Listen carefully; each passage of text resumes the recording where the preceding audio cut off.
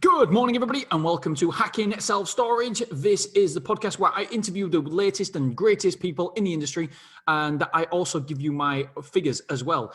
I'm trying to minimize the screen here, and I can't, for those of you who can see the video. So today's episode is a little bit different on when we've got the monthly figures. On a Thursday, we run through the monthly figures, and next week we've got AJ Osborne on the podcast. Super pleased and proud to have spoke to AJ Osborne.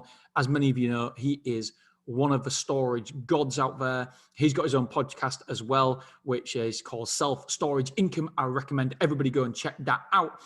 So today we are running through the monthly figures, and we're going to talk about how good last month was, what we learned, what we was happy with, what we was sad with, what was sad. Oh, sad. So yeah, I'm just going to run through these figures with you guys. So let's go through it then. February for me is always a little bit of a bummer of a month because it's only 28 days, and so we don't earn as much money, we don't take as much money. But that being said, it was a fantastic month for move-ins, but it was also an horrific month for move-outs, as a lot of people are finding we're having a heck of a lot of move-outs at the minute, but thankfully we've been propping that up with the move-ins, so business isn't too bad. Unfortunately, it was a negative month. It was the first negative month in a long time, and I wanted to go a full year with no negative months, but it was a small negative. And what can we do? What can we do? Biggest takeaway for me so far is the ad spend. I was having a conversation with a business owner, a storage owner, and they said to me, what do you spend? And I said, well, I normally spend about £2,000. I thought, I tell you on the podcast, don't you listen to my podcast? And so, they said, £2,000, blow my neck, I don't spend anywhere near that. And I said, well, why don't you? Why would you cap it? Why would you cap it if you know that your ad spend is working? If you are getting money, if you know what it costs to acquire a customer, then why wouldn't you spend more? Why wouldn't you do that? If you, for example, I know that ultimately it's around about 800 quid at the minute, our cost, our lifetime value of a customer, and we spend about 120 quid on to acquiring a customer from Google. So why wouldn't we spend loads? Why wouldn't we do more of that?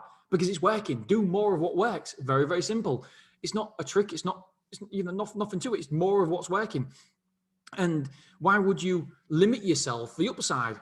And so if you know your numbers, and if you know that the cost to acquire a customer is £100 and you're getting 700, 800, 900, £1,000 per move-in, then why wouldn't you do that? Why wouldn't you pay more? And then all of a sudden when I was talking to him, I was like, wait a minute, I limit myself about £2,500. I thought, oh no, I'm doing exactly what I've told him not to do, although he is much less in spend. Mine is maybe 5 times more than his spend, but I'm still limiting the upside. And so I said to Kerry, Kerry, let's take the shackles off. Let's have no limit. So this month, we actually spent £3,515.55 on Google Ad spends. Oh, boo! I'll get to that in just a minute, how much it cost per move-in, and did it affect us detrimentally or not? I mean, my instant reaction is, holy shit, £3,515.55 on ad spend. Oh, I just don't feel comfortable with it. I feel, ooh. But it was still, the cost per move-in was still a decent figure. Don't get me wrong, I want it to be less, but it still wasn't too bad. So we'll get to that in a minute anyway. So the total amount of quotes that we got last month was 220. That, my friends, is phenomenal. 220 quotes in January. That is unbelievable. That's an average of 7.89 quotes per day. Speechless, blown away. It's just, we've had a COVID bump in the right direction. I just feel so lucky, so blessed, so happy that we're in an industry that hasn't been negatively impacted by COVID. And it just proves again that self-storage it's not recession proof, because I don't believe that. It's recession resistant. And it's proved it again during COVID. So number of reservations in the month was 56. So that was a conversion rate of quotes to reservations of 28.64%. We're aiming for 30, but I'm happy with that. 28.64, yeah, I'll take that. And number of move-ins from 220 quotes, we got 49 move-ins. So 49 new move-ins. That was a conversion rate of 22.27%. Again, over the moon with that. We aim for 25, but because of the amount of quotes, I'm still happy with them sort of figures. I'm still happy. 49 move-ins, yeah, really decent. Cancelled reservations, expired reservations were 3, so not too bad. And let's get on to where our quotes came from. I love this section. Now, I haven't actually looked at this before. I'm starting to talk to you guys, so this is new to me. So this is what, again, I'm looking at while I'm talking now, and it's the same sort of trends. Maybe a little bit more of Google move-ins percentage-wise. So, number of inquiries. Google, we had 156 Google inquiries. That was 70.91. So 71% of our overall inquiries came from Google. No shock there. That's what we expect. We had 28 move-ins, 2,710 square foot moved in just from Google. The percentage number of the move-ins from Google was 57%. So although 70% of our quotes came from Google, our inquiries came from Google, only 57% of our move-ins actually came from Google. Normally, it's a little bit less than that. Normally, it's around about 48, 49, somewhere around there. And so it's a little bit higher, but it's still interesting. It still proves that Google is not as warm. The quotes aren't worth as much to us when coming from other formats, i.e. word of mouth. 20 of our inquiries came from word of mouth. That was 9% of our overall inquiries, but it was 14% of our overall move-ins. Oh, yeah. Signs, 9.55% of our overall inquiries came from signs, and 16% of our overall move-ins came from signs. Again, fascinating. I love it. I geek out on this stuff. I love it at the end of the month, going through all these figures and just geeking out. I'm just realizing that I do sound like a real geek. Wait till this one then. This one's really interesting. Beverly 24, again, 6 inquiries came from Google Beverly 24. That's 2.73%. So 3% of our overall inquiries came from Beverly. And we got 8% of our overall move-ins came from Beverly. 8% of our overall move-ins, even though it was only 3% of our total inquiries. Interesting. Used before, it was 3% of our overall inquiries came from used before, and it was 2% of our overall move-ins. Interesting. It's normally a lot higher than that. Only 25 square foot came from that used before. Social media, we had 3.64%, so 4% of our inquiries came from social media, but no move-ins, so 0%. Very, very interesting. And it's only a small sample size, so we don't do too much with this information because it's a small sample size. But what we do is we look at it over a quarter, and then we can start looking and analysing and making long-term decisions based on that information. So I don't get carried away on the weekly figures. I don't even get carried away too much on the monthly figures. But the quarterly figures, that is when you've got a big enough sample size to start seeing the directional swings of certain things, and that's when you can make it's an educated decision. So Google ad spend was £3,515. Actual cost of advertising for Google this month per move-in was £125.56. So we're still around about that £120 mark, even though we increase the ad spend. And we know that my cost to acquire a customer is obviously £125, but my lifetime value of a customer is so much more. So even though I feel uncomfortable spending that kind of money, I feel as though I'm leaving money on the table if I don't spend that money, because I am still benefiting from every customer that comes in. We are still making money on average for the lifetime value of a customer, how much they spend on average lifetime with us, then I'm still making money. So why wouldn't I? If I restrict or limit the amount of ad spends we spend on it, on Google pay-per-clicks, then I'm limiting the upside. I'm literally limiting the profit. I'm stopping profit. And why would you do that? Please, if anybody's got any different opinions on this, I would love to hear it. Don't get me wrong, I want it to be under £100 per move-in. And it may well be this month. It's a small sample size. Actual cost per advertising this month for Google per square foot of move-ins. So how much does it cost? Every single square foot that moves in from Google, how much is it costing us basically? And it's costing us, some that up rubbishly, didn't I? It's £1.30. So again, yeah, it's okay. It's not too bad at all. And just so you know, if you want to know who does my Google ad spends, then you will find her, one of the sponsors, at the very, very end of this podcast. She's called Kerry, and she saved me so much money. If you're doing it yourself, and I promise you, this girl can make you money. She does a free order, etc. So, yeah, check out Kerry at the very, very end. Talking about sponsors, I'm going to take a swig of tea, and I'm going to let my awesome virtual assistant, Joe, insert an advertisement from our sponsors. So here we go.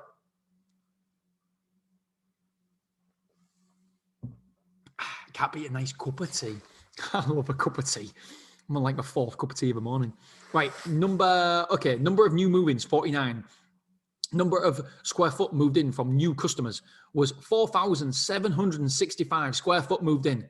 Bosh! I said to the team, I said, listen, we can't control the move-outs. All we can control is the move-ins. Yes, there's been a lot of move-outs, but we've got no control over them. All we've got control over is the move-ins. So that's what we need to focus on. And yeah, it's been a bad month on move-outs. It's been a negative month. But if we just hyper-focus on the things that we can control, it's been a superb month for us. And we just forget the things that they're out of our control. So many people in life, this is in life in general, worry about things and stress about things that are out of your control. If it's out of your control, don't worry about it. If it's in your control, then you're allowed to worry, you're allowed to stress, you're allowed to do something about it. But if it's out of your control, then why waste energy? Why waste time worrying, thinking about it? I know that it's obviously hard to do, but yeah, some people do it more than others. And I'm thinking of a couple of mates and I'm thinking, you can't control that. Stop worrying about that. Focus on the things you can control and use your energy there, and your life, your marriage, your whatever will become a lot better. Anyway, moving swiftly on. So square foot moved in total, that is from people moving rooms, taking extra rooms, etc., was 5,365 square foot. So with square foot moved in total was 5,365. That is the highest February ever. Although it was the highest square foot moved out ever as well. So square foot moved out. Are you ready? Oh, we had 5,630 square foot moved out. Where's my calculator? I've got my phone here. I'm going to tell you exactly how much that is per week. I've had a lot of missed calls while I've been on this. While I've been doing this podcast. So 5,630 divided by 4 equals 1,400 square foot moved out. Is it times by 4? Wait a second. Let's just double check this. 5,630 divided by 4 equals 1,400. 1,400 square foot moved out a week. Divided by 4 divided by 7. So that's 200 square foot a day. 200 square foot a day moving out. That is just bananas. Absolutely bananas. Oh, like I say, last Saturday, it's 700 square foot moved out in one day. It's just killer. Yesterday, we did have 200 square foot moved out, but we had 400 square foot moved in. I'm recording this, by the way, on Tuesday. So we're 600 square foot up at the minute, Tuesday, the 16th of March. 600 square foot up for the month in March. Hopefully, I'm hoping it's gonna crack the 1,000. Well, 1,500 I want, but we'll see. So yeah, the biggest plus is the amount of move-ins. The biggest negative for me is the amount of square foot that we moved out. I mean, we can't control it. I'll try to find out what the chain rate is as well. I don't think we have it on here, but I can find it for you. Right. So amount of rooms moved in were 63 in total. Amount of rooms moved out was 68. So we're 5 down on the month in terms of internal rooms. So we've got total internal rooms occupied of 323. Amount of containers moved in, 4. Amount of containers moved out, 2. So we're plus 2. So we've got 23 occupied at the end of March. Car parking moved in, 1. Car parking moved out, 2. Net for the month is -1, 18. We're putting everybody's car parking up by 33% because we want people to move out because we need more space for containers. And if they stay, great. If they don't, no problem. So yeah, that's what we're going to do. Because supply and demand, simple case of supply and demand, very, very simple business metrics. And I do feel bad putting it up from £15 to £20 per week, but we need the space. And if people aren't willing to pay the going rate now, space is limited, so the price goes up. It's just... just a way of a world, I suppose. So total square foot occupied at the minute is 27,045 square foot. That was at the end of February. So we're 600 square foot more than that at the minute. So total store occupancy is 80.64%. And let's not forget, we've had another 2 containers this month as well. So over 80%, yeah, really happy with. Lock sales. This one too good. Lock sales, we sold 33 locks. That was a conversion rate of 67%. We want to be better than that. Again, we want to be better at this as well. Packaging materials, 957 we sold in the whole month. And that means that we sold £19.55 on per move-in on packaging materials. Again, I want to focus on that. I want to get better at that. I think we can do better. Let's have a look. The revenue, I'll get to the revenue in a bit because we'll go through exactly how much we've taken instead of true period revenue here. Let's have a look at total amount of insurance sold this month. So remember, we aim for a minimum of £4,000 per move-in. That's the average. We just hit that, so we're just above it. In fact, I believe I said that I want 4,500 from now on, which we're smashing this month. Somebody took £30,000 of insurance yesterday, which is nice. So we moved in £269,000 worth of insurance. That's over £250,000. That was an average of £4,014.93 per move-in. I don't know where the 93 pence comes from. That's mental. Sorry, no, it is over 4,500 because that's including car parking. I don't know why we put that, because we don't ever sell insurance to car parking anyway. So the average, not including car parking, is £4,653. So that's more like it, because it's above 4,500. Brilliant stuff. Number of times a van was rented out. The transit. Who do you think won? The transit or the Luton? Place your bets now. Remember, the transit won last week, but this is for the month. So who won? The transit or Luton? They're very, very close. There's only one in it. Go on, place your bets. You place your bets? Oh, good. Transit, 19 times a van was rented out of 28 days. Luton? I'm loving this. I hold all the power right now. Just tell us that. No, I'm not telling you yet. I hold all the power. I mean, there's something wrong with the fact that this is the moment of the podcast that I'm enjoying the most, knowing that I know something you don't know. You gotta just enjoy it, don't I? Luton won 20 times. If you're watching this on YouTube or LinkedIn or wherever, then you'll see me. I am going red right now because I'm realizing that I'm just a geek, just a big storage nerd. So total times the van was rented out is 39 times. Super happy with that. The van revenue was £1,335. Again, super duper happy with that. We've just put up the prices as well. So the tail end of them would have been the new rate, and this month most of them should be the new rate. So it should be maybe pushing on £1,500 this month. It should be £1,500, yeah, of van revenue. Reviews. I don't understand why people don't get more reviews. Push reviews, push social proof. It's so important for your business. People love social proof, and it's becoming more and more important. Please push it as much as you can. We've had 14 5-star reviews this month, 8 from FIFO. That's all 5 stars on service and product, and 6 5 stars on Google. Right, let's have a look at these monthly reports, and let's see if I can get the churn rate, see where it is. Also, would like to give you the monthly figures as well in terms of how much we've taken, but I haven't flagged that one, so I don't know where it is. Here we go. Just getting across. Churn. Here we go. Is that churn? No, conversions. Square foot. I think it's on square foot tabs. I've got so much information. Here we go. Yeah, the churn is really, really exceptionally high. Our churn rate is 20.61%. So 21% of our overall customers moved out in terms of square footage. That is bananas. It's just bananas. I keep saying bananas all the time. That is the most in terms of churn. Holy moly. Wow. That is the most since December 18, when the churn rate was at 26%. I mean, some months here we've had 10%, 11%, 6%, 16%, 15%, 10%, 14%, 17%, 19, 17, 20, 15, 14, 14, 27, 7, 14, 15, 17, 16, 13, 20, 17, 12 last month, and 21 this month.